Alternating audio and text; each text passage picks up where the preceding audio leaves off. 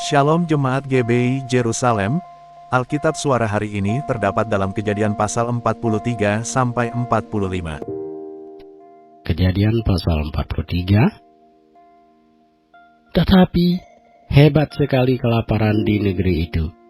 Dan setelah gandum yang dibawa mereka dari Mesir habis dimakan, berkatalah ayah mereka, "Pergilah pula membeli sedikit bahan makanan untuk kita." Lalu Yehuda menjawabnya, "Orang itu telah memperingatkan kami dengan sungguh-sungguh. Kamu tidak boleh melihat mukaku jika adikmu itu tidak ada bersama-sama dengan kamu. Jika engkau mau membiarkan adik kami pergi bersama-sama dengan kami, maka kami mau pergi ke sana dan membeli bahan makanan bagimu. Tetapi jika engkau tidak mau membiarkan dia pergi, maka kami tidak akan pergi ke sana. Sebab orang itu telah berkata kepada kami, 'Kamu tidak boleh melihat mukaku jika adikmu itu tidak ada bersama-sama dengan kamu.' Lalu berkatalah Israel, 'Mengapa kamu mendatangkan malapetaka kepadaku dengan memberitahukan kepada orang itu bahwa masih ada adikmu seorang?'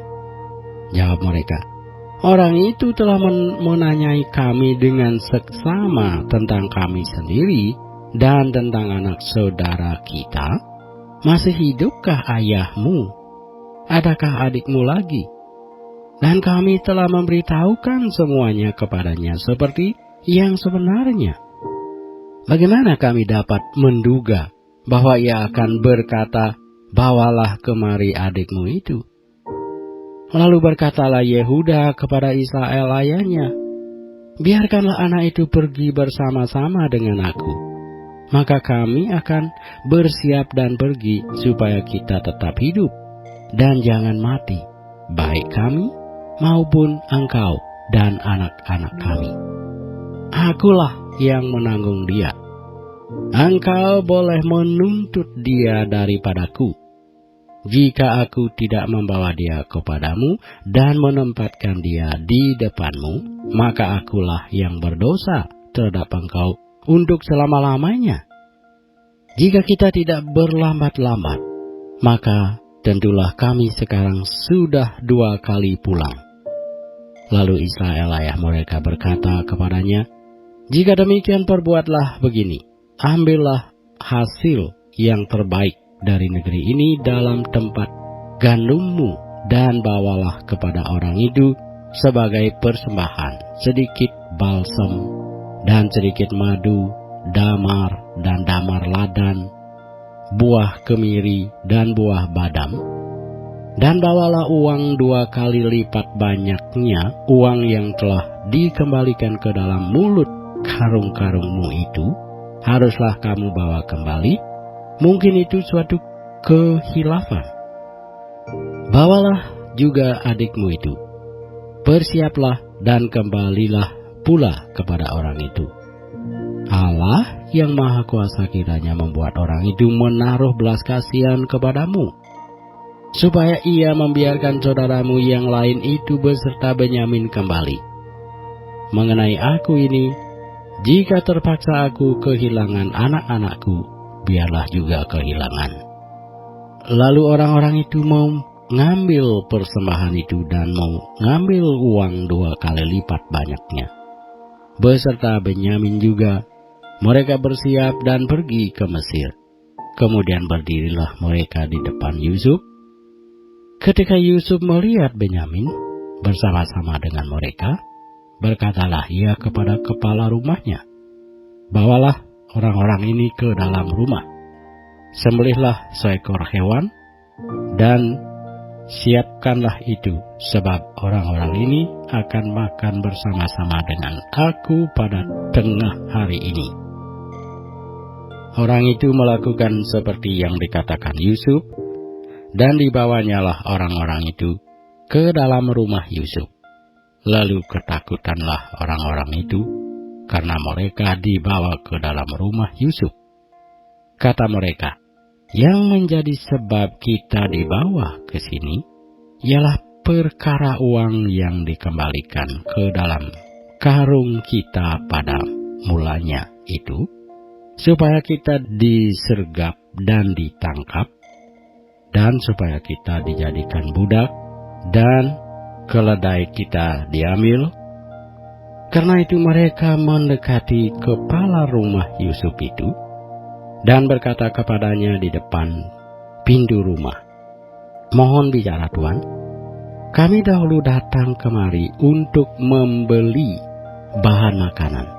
Tetapi ketika kami sampai ke tempat bermalam dan membuka karung kami, tampaklah uang kami masing-masing dengan tidak kurang jumlahnya ada di dalam mulut karung. Tetapi sekarang kami membawanya kembali. Uang lain kami bawa juga kemari untuk membeli bahan makanan. Kami tidak tahu siapa yang menaruh uang kami itu ke dalam karung kami." Tetapi jawabnya, "Tenang sajalah, jangan takut. Allahmu dan Allah Bapamu telah memberikan kepadamu harta terpendam dalam karungmu. Uangmu itu telah kuterima." Kemudian dikeluarkannyalah Simeon dan dibawanya kepada mereka. Setelah orang itu membawa mereka ke dalam rumah Yusuf, diberikannya air supaya mereka membasuh kaki, juga keledai mereka diberinya makan. Sesudah itu, mereka menyiapkan persembahannya, menantikan Yusuf datang pada waktu tengah hari, sebab mereka telah mendengar bahwa mereka akan makan di situ. Ketika Yusuf telah pulang, mereka membawa persembahan yang ada pada mereka itu kepada Yusuf di dalam rumah, lalu sujud kepadanya sampai ke tanah. Sesudah itu ia bertanya kepada mereka, apakah mereka selamat? Lagi katanya, apakah ayahmu yang tua yang kamu sebutkan itu selamat? Masih hidupkah ia? Jawab mereka, hamba-Mu ayah kami ada selamat, ia masih hidup. Sesudah itu berlututlah mereka dan sujud. Ketika Yusuf memandang kepada mereka, dilihatnyalah Benyamin, adiknya, yang seibu dengan dia. Lalu katanya, "Inikah adikmu yang bungsu itu yang telah kamu sebut-sebut kepadaku?" Lagi katanya, "Allah kiranya memberikan kasih karunia kepadamu, anakku." Lalu segeralah Yusuf pergi dari situ, sebab hatinya sangat terharu merindukan adiknya itu. Dan dicarinyalah tempat untuk menangis. Ia masuk ke dalam kamar, lalu menangis di situ. Sesudah itu dibasuhnyalah mukanya, dan ia tampil keluar. Ia menahan hatinya dan berkata, "Hidangkanlah makanan." Lalu dihidangkanlah makanan bagi Yusuf tersendiri, bagi saudara-saudaranya tersendiri, dan bagi orang-orang Mesir yang bersama-sama makan dengan mereka itu tersendiri, sebab orang Mesir tidak boleh makan bersama-sama dengan orang Ibrani, karena hal itu suatu kekejian bagi orang Mesir. Saudara-saudaranya itu duduk di depan Yusuf, dari yang sulung sampai yang bungsu, sehingga mereka berpandang-pandangan dengan heran. Lalu disajikan kepada mereka hidangan dari meja Yusuf, tetapi yang diterima Benyamin adalah 5 kali lebih banyak daripada setiap orang yang lain. Lalu minumlah mereka dan bersukaria bersama-sama dengan dia. Kejadian pasal 44. Sesudah itu diperintahkannyalah kepada kepala rumahnya, isilah karung orang-orang itu dengan gandum, seberapa yang dapat dibawa mereka, dan letakkanlah uang masing-masing di dalam mulut karungnya, dan pialaku piala perak itu, taruhlah di dalam mulut karung anak yang bungsu, serta uang pembayar gandumnya juga. Maka diperbuatnyalah seperti yang dikatakan Yusuf. Ketika paginya hari terang tanah, orang melepas mereka beserta keledai mereka. Tetapi baru saja mereka keluar dari kota itu, belum lagi jauh jaraknya, berkatalah Yusuf kepada kepala rumahnya, "Bersiaplah, kejarlah orang-orang itu, dan apabila engkau sampai kepada mereka, katakanlah kepada mereka, mengapa kamu membalas yang baik dengan yang jahat? Bukankah ini piala yang dipakai tuanku untuk minum, dan yang biasa dipakainya untuk menelaah? Kamu berbuat jahat dengan melakukan yang demikian." Ketika sampai kepada mereka, diberitакannyalah kepada mereka perkataan Yusuf itu. Jawab mereka kepadanya, "Mengapa tuanku mengatakan perkataan yang demikian? Jauhlah daripada hamba-hambamu ini untuk berbuat begitu. Bukankah uang yang kami dapati di dalam mulut karung kami telah kami bawa kembali kepadamu dari tanah Kanaan? Masakan kami mencuri emas atau perak dari rumah tuanmu? Pada siapa dari hamba-hambamu ini kedapatan piala itu, biarlah ia mati. Juga kami ini akan menjadi budak tuanku." Sesudah itu berkatalah ia, "Ya, usulmu itu baik, tetapi pada siapa kedapatan piala itu, hanya dialah yang akan menjadi budakku, dan kamu yang lain itu akan bebas dari salah." Lalu segeralah mereka masing-masing menurunkan karungnya ke tanah, dan masing-masing membuka karungnya. Dan kepala rumah itu memeriksanya dengan teliti. Ia memulai dengan yang sulung sampai kepada yang bungsu, maka kedapatanlah piala itu dalam karung Benyamin. Lalu mereka mengoyakkan jubahnya, dan masing-masing memuati keledainya, dan mereka kembali ke kota.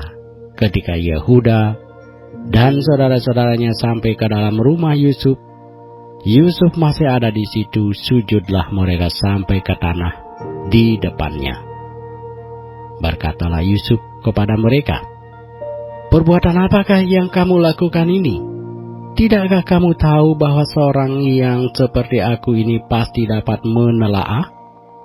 Sesudah itu berkatalah Yehuda, "Apakah yang akan kami katakan kepada tuanku? Apakah yang akan kami jawab? Dan dengan apakah kami akan membenarkan diri kami? Allah telah memperlihatkan kesalahan hamba-hambamu ini. Maka kami ini, budak tuankulah kami, baik kami maupun orang pada siapa kedapatan piala itu." Tetapi jawabnya, "Jauhlah daripadaku untuk berbuat demikian. Pada siapa kedapatan piala itu, dialah yang akan menjadi budakku. Tetapi kamu ini, pergilah kembali dengan selamat kepada ayahmu." Lalu tampillah Yehuda mendekatinya dan berkata, "Mohon bicara tuanku, izinkanlah kiranya hambamu ini mengucapkan sepatah kata kepada tuanku, dan janganlah kiranya bangkit amarahmu terhadap hambamu ini. Sebab tuanku adalah seperti Firaun sendiri. Tuanku telah bertanya kepada hamba-hambanya ini, masih adakah ayah atau saudara kamu? Dan kami menjawab, tuanku, kami masih mempunyai ayah yang tua, dan masih ada anaknya yang muda, yang lahir pada masa tuanya. Kakaknya telah mati, hanya dia sendirilah yang tinggal dari mereka yang seibu. Sebab itu ayahnya sangat mengasihani dia. Lalu tuanku berkata kepada hamba-hambamu ini, bawalah dia kemari kepadaku, supaya mataku memandang dia. Tetapi jawab kami kepada tuanku, anak itu tidak dapat meninggalkan ayahnya. Sebab jika ia meninggalkan ayahnya, tentulah ayah ini mati. Kemudian tuanku berkata kepada hamba-hambamu ini, jika adikmu yang bungsu itu tidak datang kemari bersama-sama dengan kamu, kamu tidak boleh melihat mukaku lagi. Setelah kami kembali kepada hambamu, ayahku, maka kami memberitahukan kepadanya perkataan tuanku itu. Kemudian ayah kami berkata, kembalilah kamu membeli sedikit bahan makanan bagi kita. Tetapi jawab kami tidak dapat pergi ke sana. Jika adik kami yang bungsu bersama-sama dengan kami, barulah kami akan pergi ke sana. Sebab kami tidak boleh melihat muka orang itu apabila adik kami yang bungsu tidak bersama-sama dengan kami. Kemudian berkatalah hambamu, ayahku, kepada kami, kamu tahu bahwa istriku telah melahirkan 2 orang anak bagiku. Yang seorang telah pergi daripadaku, dan aku telah berkata, tentulah ia diterkam oleh binatang buas. Dan sampai sekarang aku tidak melihat dia kembali. Jika anak ini kamu ambil pula daripadaku, dan ia ditimpa kecelakaan, maka tentulah kamu akan menyebabkan aku yang ubanan ini turun ke dunia orang mati karena nasib celaka. Maka sekarang apabila aku datang kepada hambamu, ayahku, dan tidak ada bersama-sama dengan kami anak itu, padahal ayahku tidak dapat hidup tanpa dia, tentulah akan terjadi apabila dilihatnya anak itu tidak ada, bahwa ia akan mati, dan hamba-hambamu ini akan menyebabkan hambamu, ayah kami yang ubanan itu, turun ke dunia orang mati karena duka cita. Tetapi hambamu ini telah menanggung anak itu terhadap ayahku dengan perkataan, jika aku tidak membawanya kembali kepada Bapa, maka akulah yang berdosa kepada Bapa untuk selama-lamanya. Oleh sebab itu, baiklah hambamu ini tinggal menjadi budak tuanku, menggantikan anak itu, dan biarlah anak itu pulang bersama-sama dengan saudara-saudaranya. Sebab masakan aku pulang kepada ayahku apabila anak itu tidak bersama-sama dengan aku? Aku tidak akan sanggup melihat nasib celaka yang akan menimpa ayahku. Kejadian pasal 45. Ketika itu Yusuf tidak dapat menahan hatinya lagi di depan semua orang yang berdiri di dekatnya. Lalu berserulah ia, suruhlah keluar semua orang dari sini. Maka tidak ada seorang pun yang tinggal di situ bersama-sama dengan Yusuf ketika ia memperkenalkan dirinya kepada saudara-saudaranya. Setelah itu menangislah ia keras-keras sehingga kedengaran kepada orang Mesir dan kepada seisi istana Firaun. Dan Yusuf berkata kepada saudara-saudaranya, akulah Yusuf. Masih hidupkah Bapa? Tetapi saudara-saudaranya tidak dapat menjawabnya, sebab mereka takut dan gemetar menghadapi dia. Lalu kata Yusuf kepada saudara-saudaranya itu, marilah dekat-dekat. Maka mendekatlah mereka. Katanya lagi, akulah Yusuf, saudaramu, yang kamu jual ke Mesir. Tetapi sekarang janganlah bersusah hati, dan janganlah menyesali diri, karena kamu menjual aku ke sini.